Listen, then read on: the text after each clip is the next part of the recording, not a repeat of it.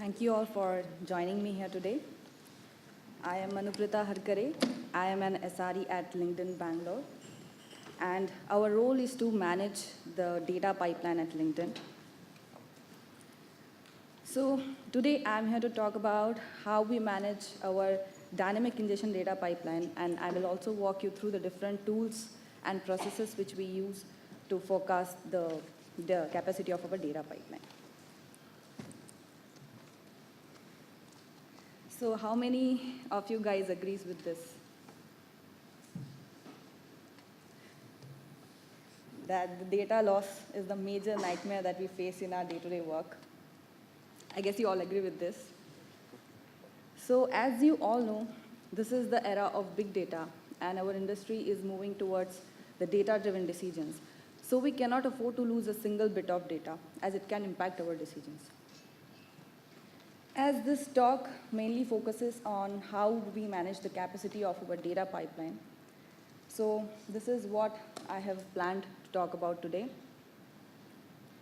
I will start with giving a bird's eye view on LinkedIn's data footprint, following which I will talk about our data pipeline and cover some of its major components in detail. After which I will touch base on some of the various in-house tools and processes which we use at LinkedIn to forecast the capacity of our data pipeline. And at the last, we'll start Q&A. So let's go back in 2010 and see how LinkedIn was. So LinkedIn.com was powered by 2 data centers. One was in LA, and another was in Chicago. We were having 1,200 servers and 800 kilowatt of capacity.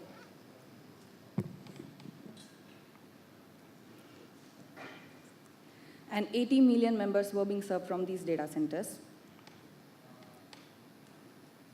Now, very recently, we have celebrated the 500 million mark, and these 500 million members are now being served by 4 data centers, 3 of which are in the US, and 1 is here in Singapore.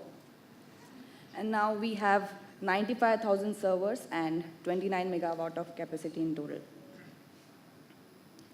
So can you guys guess LinkedIn's data footprint to serve 500 million members?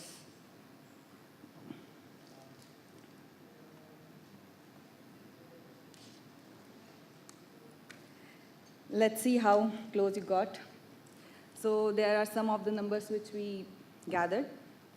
Our Hadoop footprint is 170 petabyte. We have 4.2 petabyte of storage in Espresso. 2 trillion messages pass through Kafka pipeline per day.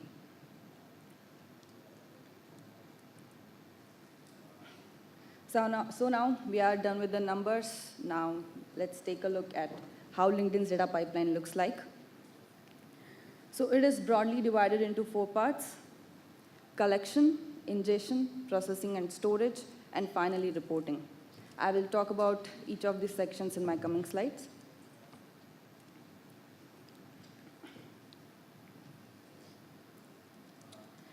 So broadly, LinkedIn's data is divided into 3 parts. So member data, member profile data, member activity data, and transactional data. So let's say there is a user who is not already a member of LinkedIn.com, and he signs up for LinkedIn. Then he'll start with making his profile, like his first name, his last name, his address, and skills. And all this data is called as member profile data. Now let's say he becomes the member of LinkedIn.com, and he starts performing some activity on the site. So that data is called as member activity data. Now let's say he wants to upgrade his account to premium. So that data is called as transactional data. You need to perform some transaction on the site. So depending upon the type of data and its use case, it will be stored in the respective data stores. But before moving this data to our final data store, that is Teradata or Hadoop or data warehouse, this data will be first stored in some staging area like ODS. ODS is our operational data store. So it is a reflection of Oracle DB, from where the data will be finally moved to Teradata. Now we want some of the data to be available in Hadoop as well. So that data will be first stored into Lumos landing zone from Oracle and Espresso. For those who don't know about Espresso, Espresso is a NoSQL database. And finally, from Lumos landing zone, the data will be moved to our final data store. And the data is stored in the form of snapshot in Lumos landing zone. Now let's talk about the services which we use to transfer the data to our final data store.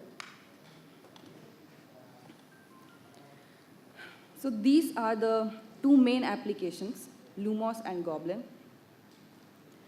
So as I already mentioned, these services we use to move data from our data warehouse. So Lumos is used to move only the snapshot data from Oracle and Espresso via Lumos landing zone. So we also wanted to privilege the third-party services data like Google Ads and Salesforce, etc., to see how LinkedIn is performing on the third-party platforms. We developed Goblin for that. And primarily, Goblin was only meant for ingesting third-party services data, but now we are extending its use for moving Kafka data as well. And now we are slowly moving towards using only one application for ingesting data from all the different sources, and Lumos will be soon deprecated. Now let's move to the processing and storage part. So processing and storage part is having two components, Hadoop and Teradata. So processing of the data is mainly done on Hadoop, and some of the aggregated results will be stored in Teradata for business reporting purposes. So we are using Tableau, MicroStrategy, and other proprietary tools for reporting purposes in LinkedIn.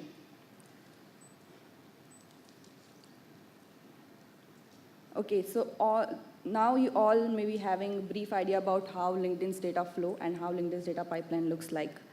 So let's now talk about some of the important components from capacity standpoint.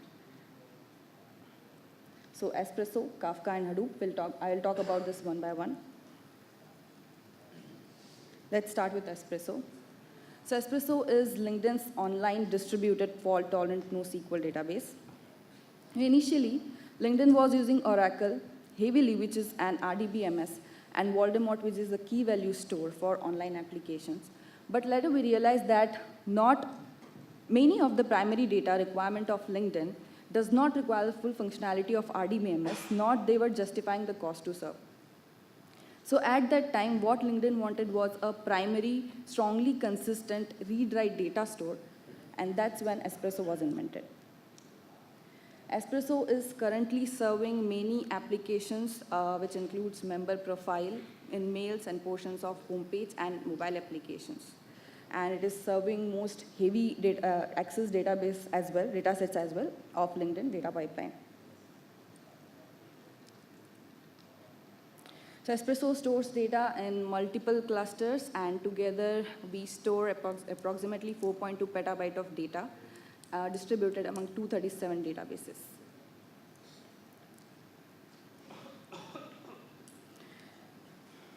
Now let's talk about how we do capacity planning in Espresso. So Espresso is disk-bound with respect to capacity. Now with respect to growth, there are three major factors which affect the disk usage. So new projects. So whenever we want to onboard a new project, we need to know the capacity requirement of that project. So for that in LinkedIn, we are using an in-house tool called as UMarch, where the developer needs to fill the form, and he will tell us the capacity requirements for his project, and based on that, we will decide whether we need a new cluster or we can onboard it in our existing cluster. So the unplanned scenarios. So these are business critical ad hoc requests which are not foreseen during capacity planning. So business criticality may not always be the feature request. It may be required for fixing site outages. So organic growth. So this is due to increased usage from existing customers with time. So we are tracking metrics for this, and these are more or less predictable. So I will talk about it in more detail.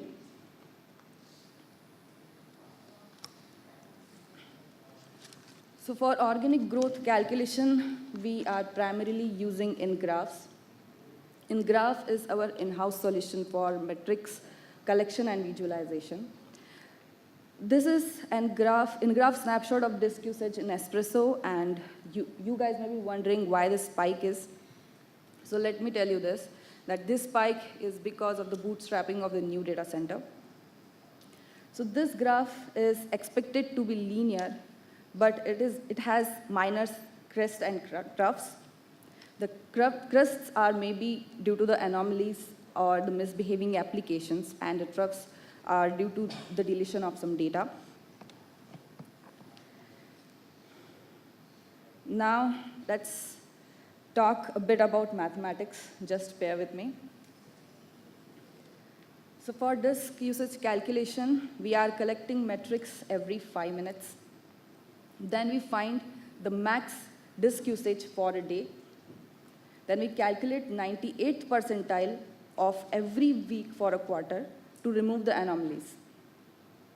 Then we find the minimum and maximum value of that quarter to calculate the percentage increase, and now we can predict the next quarter disk usage requirements by extrapolation. We also add a buffer percentage to accommodate unplanned scenarios in this. So this is how capacity planning is done in LinkedIn for Espresso.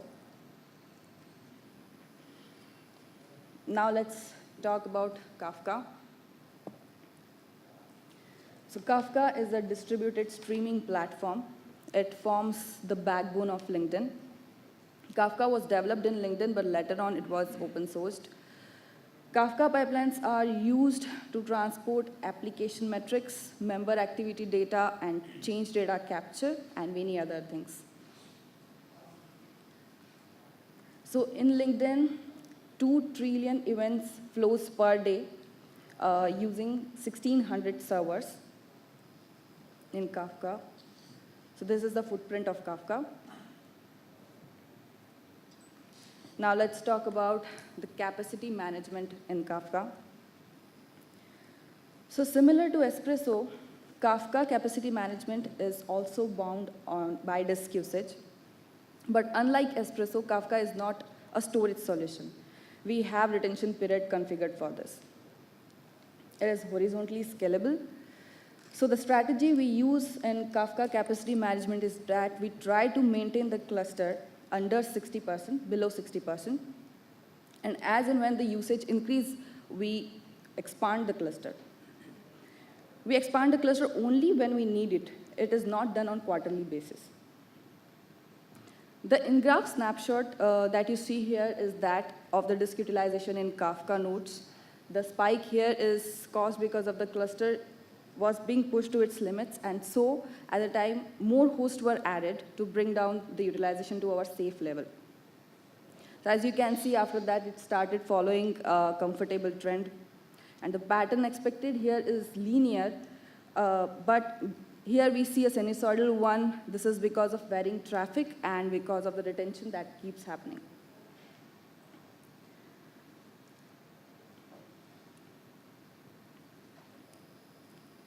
So initially, we were using in-graphs for understanding the cluster utilization.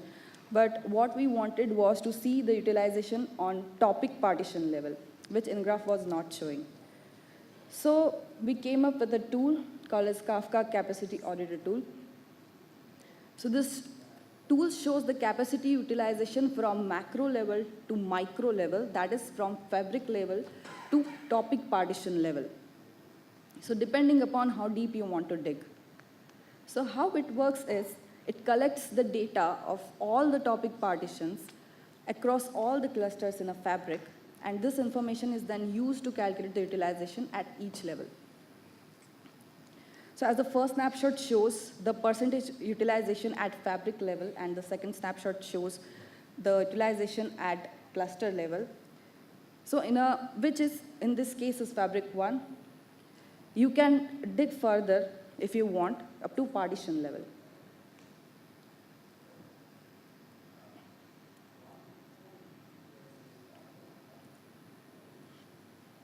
Now let's talk about Hadoop.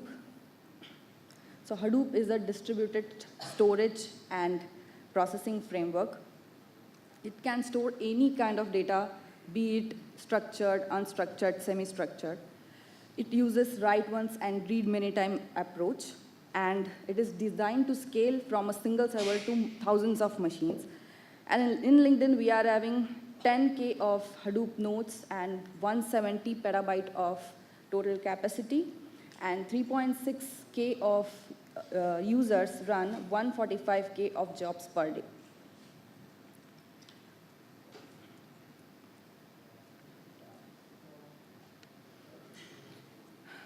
So let's talk about the capacity planning in Hadoop. So as I already told you, Hadoop is not only a storage system, it is also a processing framework. That's why Hadoop capacity planning is done on the basis of disk usage, memory, and vCores, that is CPU. So disk usage is calculated on the basis of historic data. So we calculate quarter-over-quarter percentage growth, on the top of which we add a buffer of approx 15% to accommodate unplanned scenarios. So for vCores and memory, we use a tool called as Rewinder. So it stores every minute of total memory and vCores usage for a particular cluster. Each day we calculate the 97th percentile of memory and vCore usage. This data is calculated over a quarter, and the peak value is considered as a base value for the calculation of capacity. So based on the historic information, we have approximate growth percentage, and finally we add this percentage along with the buffer percentage to our base value to forecast the RAM and vCore's capacity.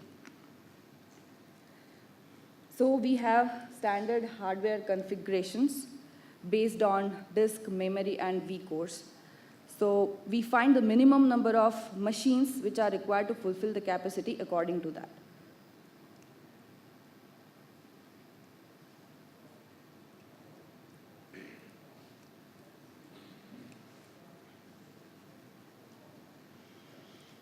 So these are some of our in-house tools which we use to find out metrics, and using those metrics we calculate, we do our capacity management.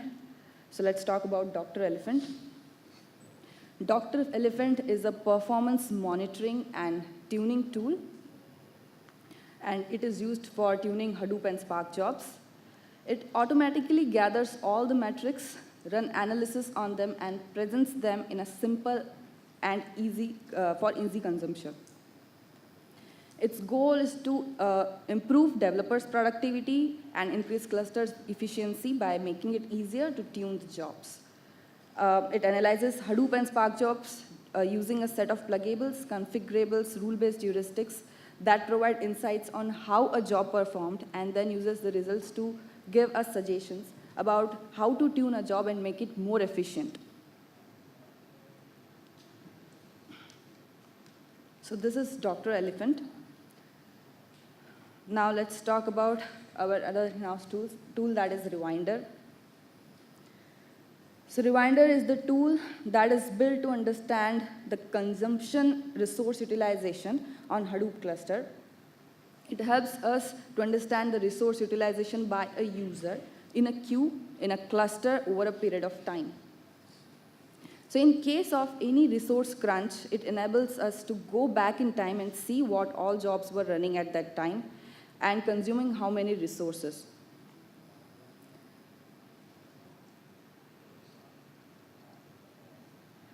So now let's talk about Sizer. So it provides us insights into HDFS disk space and namespace utilization, and to forecast and track the growth over weekly, monthly, and quarterly period, and detect inefficient file storage. So these are the in-house tools we use for the capacity management of Hadoop.